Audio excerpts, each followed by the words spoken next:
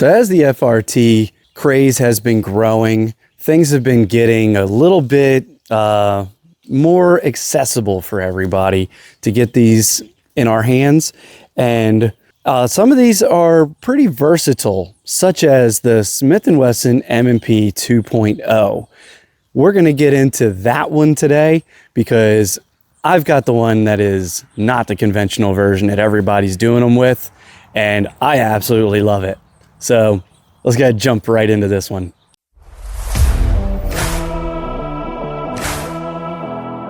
So what's going on, everybody? My name is Chris, and welcome back to another episode of Target Precision. And today we're doing another gun review for you.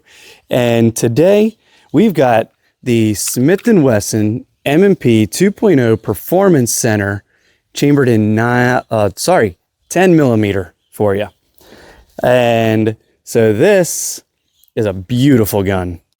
But not only are we going to be covering the Smith Wesson in 10 millimeter, we are also going to be testing it out and running it with Dogwood Armory's forced reset trigger. I've had this FRT running inside of my Smith & Wesson, and I'll go over the different things of owning an FRT inside of this pistol itself. We've got a little bit of rain going on right now, so we'll hit all the benchtop stuff first, and then we'll get out here onto the range and start firing. So let's go ahead and nerd out on this thing for a minute. All right, so when you get your Smith & Wesson, what you're gonna get with it is you'll get your pistol, you'll get a couple magazines with this, and you also get a few different back straps, which are pretty easy to swap out. You get this little doodad here on the back, that you use as a punch to be able to swap out your different back straps that you may need. I've got also the Dogwood Armory FRT, which installs and drops right into the back here. I cannot show how to install that here, but if you go and look on my Instagram page, I do a full install video and it takes less than 2 minutes for the entire video, and it takes even less to install it. The tools that you will need is just something, you either use a punch, you could use something as small as one of these. You probably even use that on the back of there. But this FRT itself from Dogwood Armory will work on any M&P 2.0 because all that you're doing is removing the back plate and installing this piece so that you can get your forced reset to work. And also, just to cover, this is a 9 millimeter here on our left, and this is a 10 millimeter. This one is a 115 grain, and this one is a 180 grain. Packs a lot more punch. I know from a 9 millimeter to a 10 millimeter, it does not sound that much different, but I can assure you, after doing some ballistic gel videos with the 10 mil, that thing rocks. So here's a reason why they say to use a 10 millimeter when you're going hiking and you got to take down a bear or something of that nature. All right, so I went ahead and dropped the FRT into here. It took me literally, I think, 12 seconds to do. So our FRT is installed. You see it here on the back.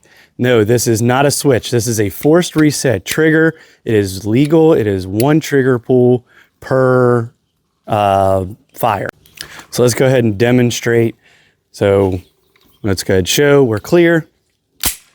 We are now locked forwards, and we're going to go ahead and give that a trigger squeeze. So there's our squeeze, and come back. And as it comes forward, it is forced, and another trigger pull.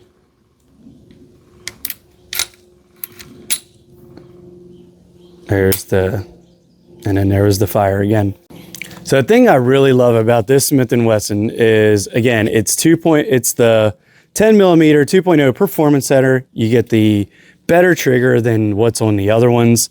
And you also get this massive comp on the front, which really helps with recoil control with this 10 millimeter.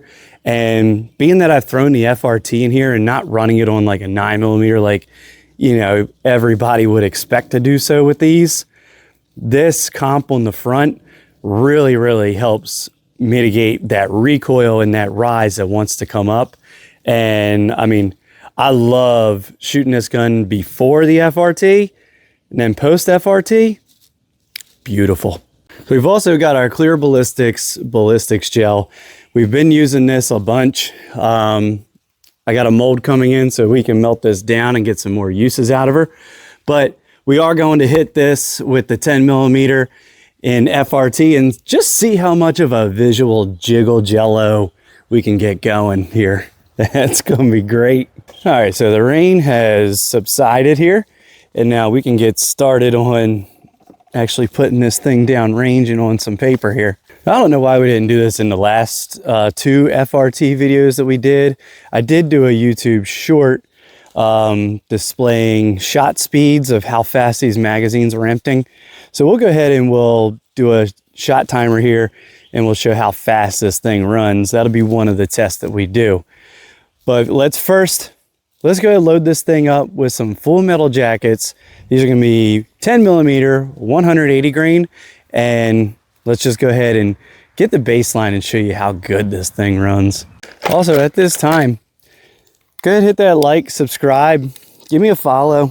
And if you enjoy this content, let me know what else you would like to see. Test it out here. I got a whole bunch of things, of ideas, but it's things that come from you guys that really spark my imagination and my creativity, and then I just build from there, because what you like to see is what I like to see as well. All right, so now we're loaded up, and this one we're just going to run it, show how good she runs, and then after that we'll get some more tests on this down range. Woo-hoo-hoo!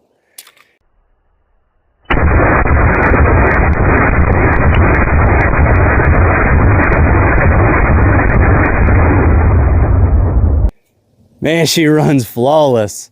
Absolutely love this thing. And I mean, it's probably it felt a little spicier than normal there. So I felt myself pull it left and I had to bring it back in, but we got a total of, on our paper, 1, 2, 3, 4, 5, 6, 7, 8, and then 9. We got that little guy all the way down there. But I mean, you can manage it pretty well with that comp on there. So as far as using it for something for self-defense or something like that, I highly advise against it, because you really can't manage your shots that well with that thing. And they're just going to go pretty much everywhere. So let's go ahead and get the ballistics gel out here and let's get a good visual on this before we wrap this up.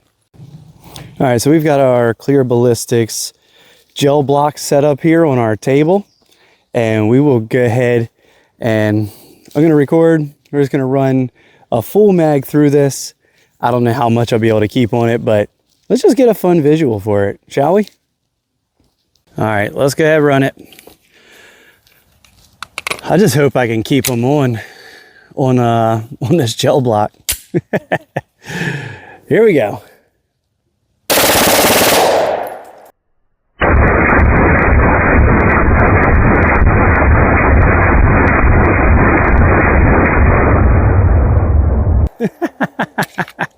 I feel like I kept a lot of them in there. I see a lot of bigger holes than normal in there. All right, so you can definitely tell where the 10 millimeter went, because the holes are definitely significantly larger. That one, I don't think that's not from today. That's not warm. But we definitely hit 1, 2, 3, 4, 5, 6, 7, 8, 9, 10 of them. Maybe even 11. I did pretty good keeping them all in this little block here. That was fun though. But that's going to wrap up today's video. We're doing this M&P 2.0 FRT with a 10 millimeter.